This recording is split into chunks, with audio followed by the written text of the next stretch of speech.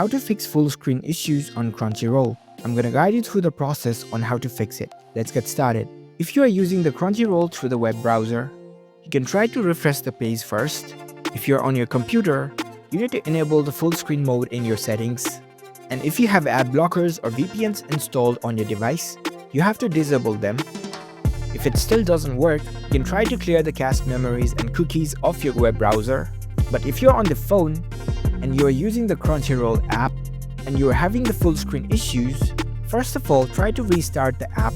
And also on your phone settings, you can check the rotation lock. Here you can see that my rotation lock is set to portrait. If I tap on it, now the auto rotate is enabled. Now this should fix your full screen issues. You can head over to play any video.